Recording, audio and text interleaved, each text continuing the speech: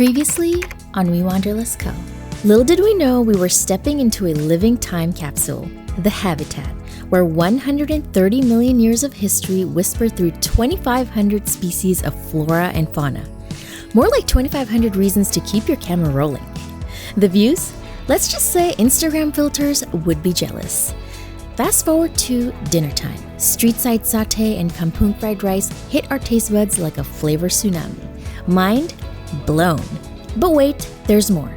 Georgetown, the 200-year-old diva of Penang, struts her stuff. UNESCO slapped a World Heritage crown on her, and boy does she wear it well. Colonial buildings pose for selfies, street art winks from every corner, and clan jetties float like they're too cool for land, defying gravity and time.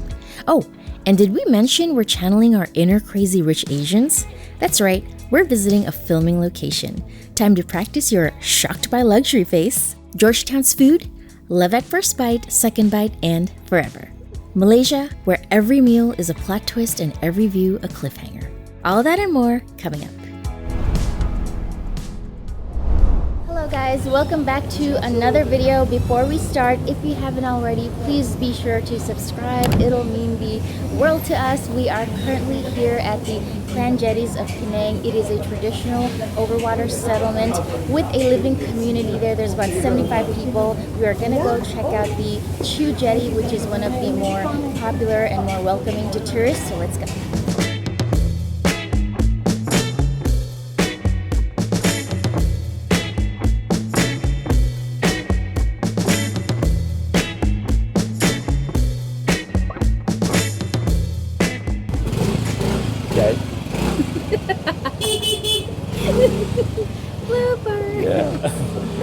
Guys, so it goes to show that this is not a museum piece. It is actually functional houses. The fact that somebody has a mailbox. Yeah, it's so cute. They actually have a house number. There's actually 72 or 75 families that stay here. So this is actually one of the largest ones. So many different stalls. Yeah. People are selling frozen ice creams and it small seems to knickknacks. be very touristy, actually, because there's a lot of souvenirs, clothing, all your magnets that you might want to have, or like what are these Like things this called? is like the souvenir place. Yeah, the like, keychains. Yeah. It's nice, and they're super affordable. Yeah, this is so cute. It's such a unique fan. I've never really seen one like this. Yeah. Just the design of it. It's so nice. You make a really cute decor piece. These settlements are on stilts, and we're walking on these wooden planks. Yeah. You can see the water right under. It's really, really high. Yeah, it's pretty high. The tide must be high, so that's so interesting.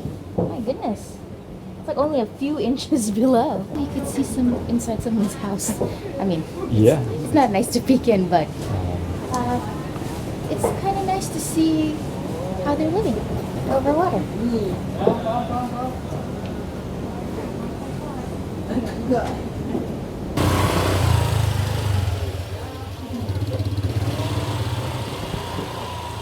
People are really nice here. Yeah, people have jobs to go to. Seeing a few bikers kind of walking and trying to get their bikes out of the alleyways. So these clans have been living here for over 100 years, and it's so cool to see how it's been maintained and people are still living here. There's about 75 families in this jetty alone, and this is actually where the water taxis began. So an exchange, like an import-export trading port. So the water taxis also began here. I think that's really cool to know, and it's super vibrant. And we have more of the cute murals telling the story of how people live their lives here at the jetty. I'm actually liking that lifestyle. Yeah, pretty laid back. Catch fish, relax on a hammock. Cat's up there. Oh, cat. I didn't even see I didn't even see the cat on top of the roof. So guys, right at the end of the jetty, you can actually see the Penang port. So just the fact that they used to trade on water and kind of have this be a port as well. The fact that it's so close, you can actually see it from here.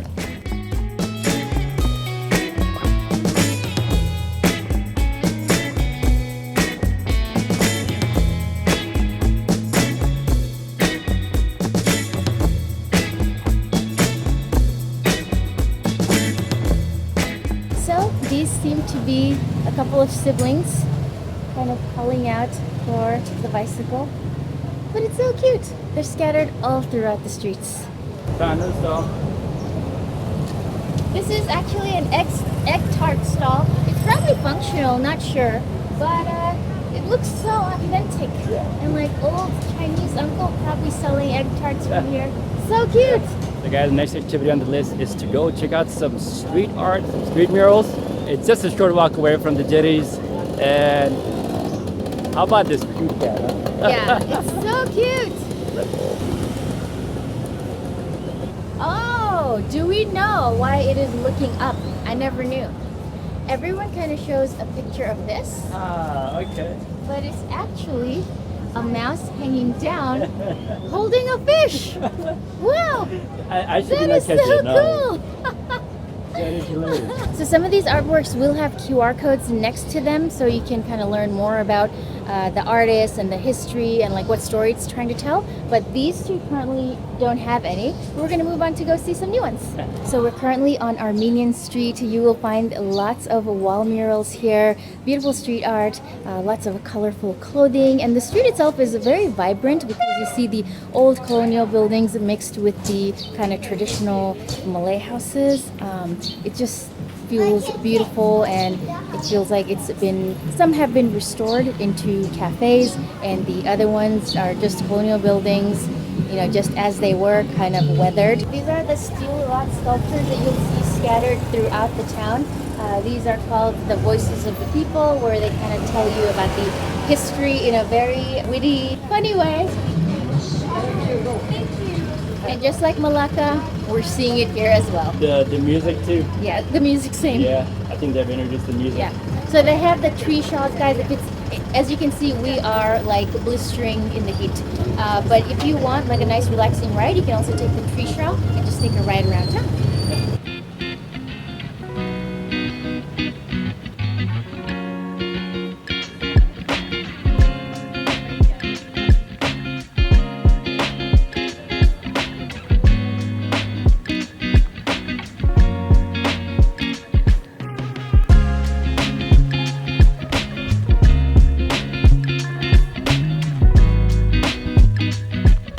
We are currently on the side streets of Armenian Street, and it seems to be a very popular street.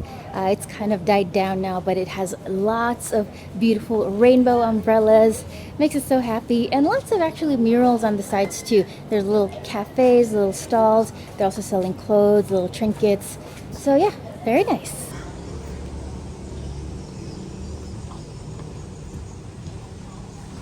And they have one of the cutest cafes on the street. It's called Cambodia, with like the cutest car out front, and you get to sit here under the French trees and have your coffee. I think they have like food too inside, I'm not sure.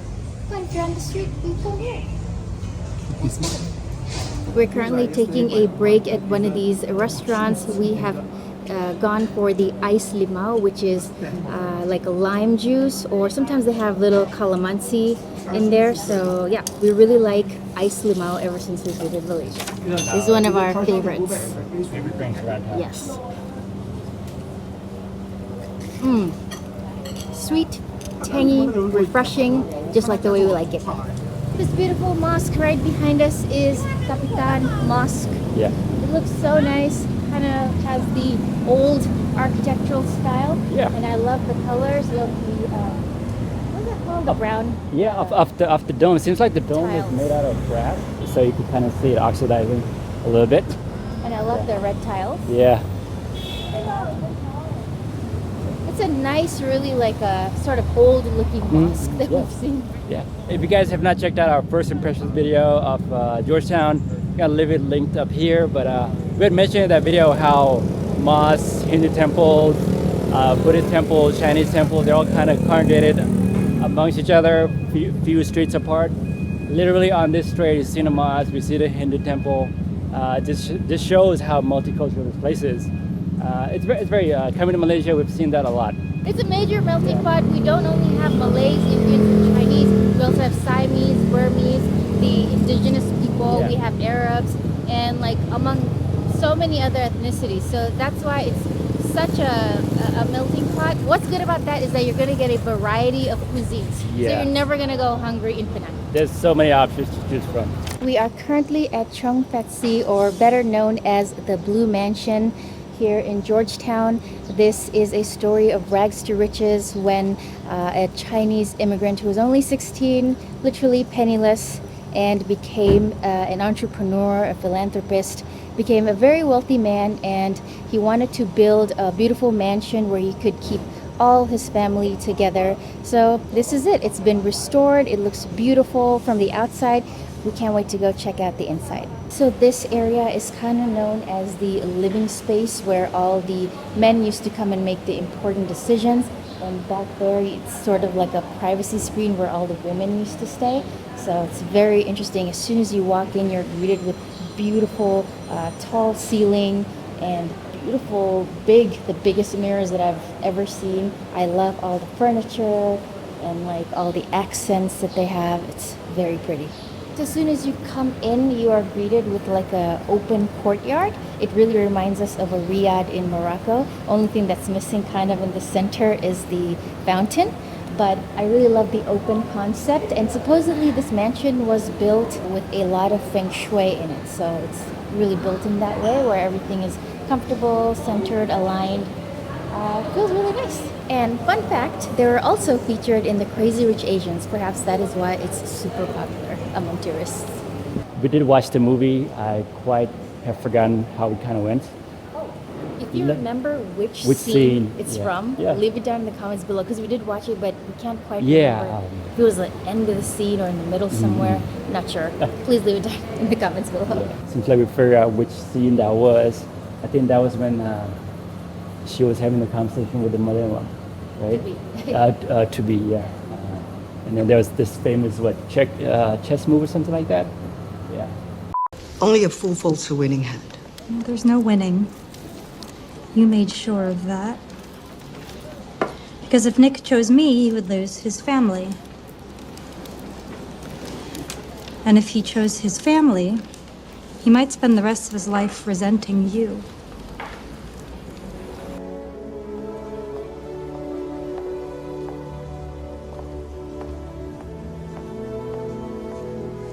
So this place has 38 rooms, about 7 staircases, 5 courtyards. It's too bad we can't go into that one because it's exclusively for guests. You can also stay here, if I didn't mention. They also utilize it as a hotel. It's a boutique hotel. But yeah, this area looks so nice. It has like a stream of water with like the plants and stuff, lanterns. Very beautiful. Well, this is our first time trying cendol in over 2.5 months. Ashamed to say, but we're finally here. Yeah. Because this is the road famous Penang cendol. So cendol is just supposed to be like this huge lump of ice. The green noodles are made of rice flour and pandan. And then you also have like some red beans in here. Maybe this has coconut milk. I'm not sure, but let's dig in and let's try. Okay, seems like everything is melting fast because it is super hot. Oh, and I think like palm sugar. That should be good. I'll try some green noodles.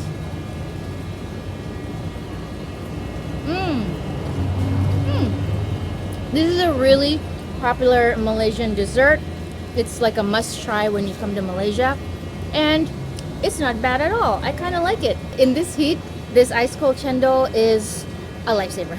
Really? The first thing that you get out of the taste is palm sugar. Sweet palm sugar in an icy bath, which is melting fast.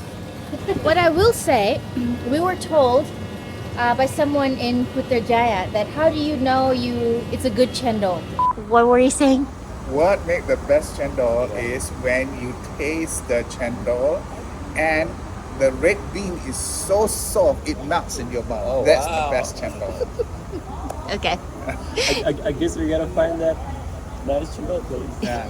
Because some cendol they do have red beans, but it is hard, you know. Oh, okay. It isn't so nice. But then if it is, I think they have boiled it in such a way that it is soft Yeah.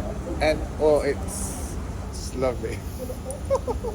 I will say like the mixture is is pretty nice because usually, or sometimes cendol comes in like a mix, a variety of things, like all types of jelly, like maybe different beans, maybe different noodles or like corn, things like that.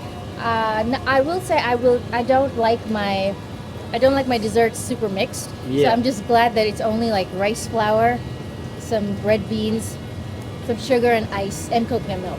You can tell I'm enjoying it because I'm kind of going for it. Yeah, it's nice. It's pretty good. It's pretty refreshing. Yeah. This whole hype about, hey, you haven't tried cendol? Yes, it's been so long.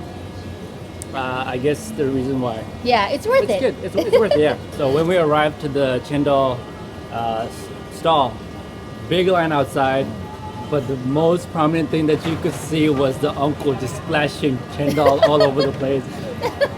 Just boom, the boom, green boom. noodles, the red beans, just It's- a bath of like coconut milk. The coconut milk is just splashing everywhere. Yeah. And he's got so many backup people, like kind of employees, just shaving ice on the side. One person handling all the cash and stuff.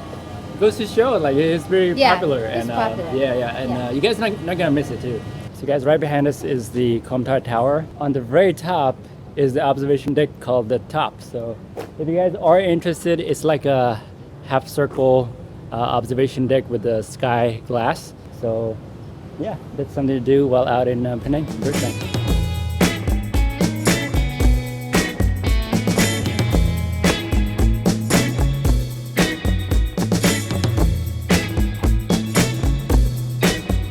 Alright guys, we are here at the Penang Road famous laksa.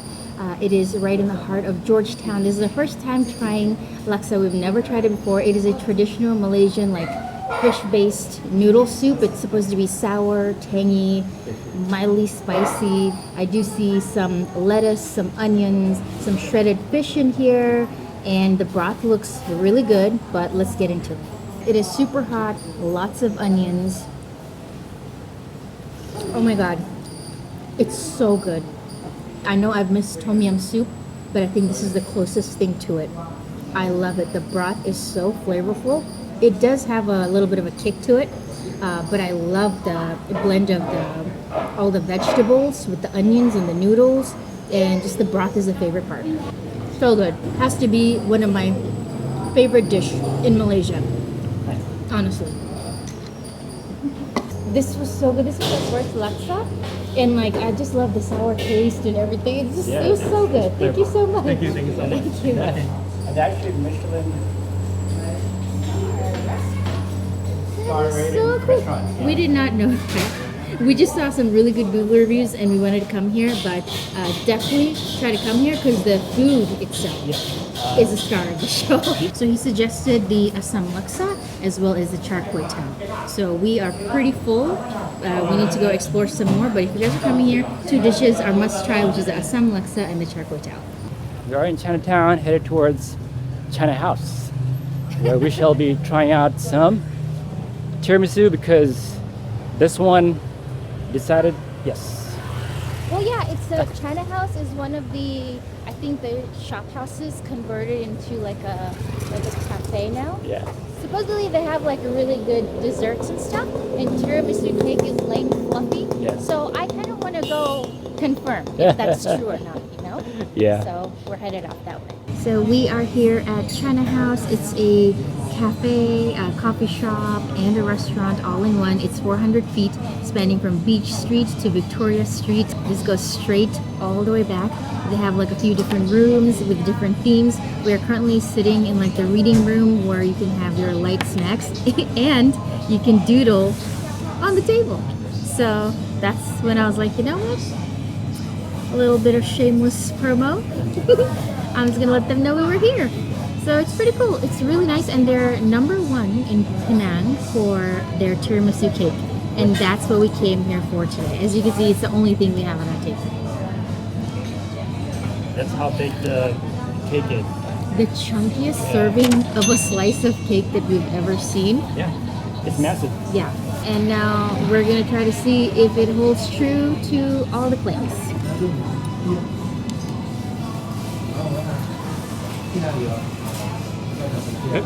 I will confirm that this tiramisu cake is totally worth it when you do come to Penang.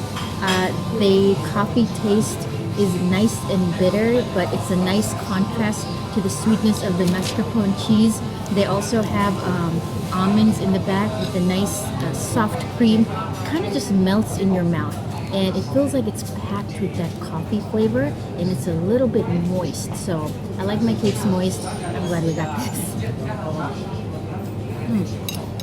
So good. All right, guys, that's it from us here at Georgetown. We had an incredible day exploring Yeah. Georgetown. We had the most delicious ice limau. We went to have some amazing cendol for the first time. First time. We had our first asam laksa here. First time. It was super good. Yeah. It reminded me of tom yum soup. Yeah. And then we went back for some more ice limau at the same spot. It's like the most delicious ice limau that we've ever had in Malaysia. In Malaysia. Yeah, we're not kidding. And then we also had the best tiramisu at China House Yeah. here in Penang. The biggest cake that I've ever eaten.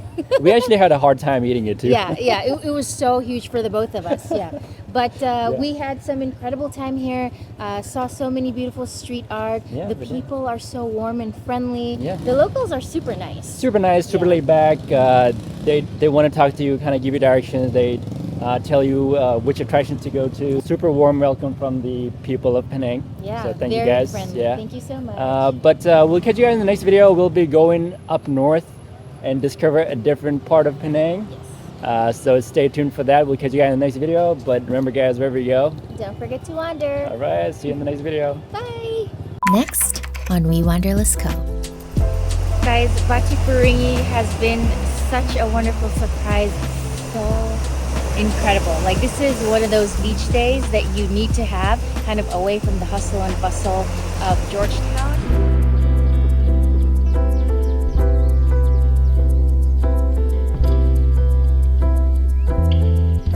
Guys, got our first bandung. I've been seeing it all around town. We've been seeing it since KL. We've been missing out. Welcome to the Balik Pulau Container Art. This is where we wanted to bring you guys. It is right in the middle of some beautiful paddy fields.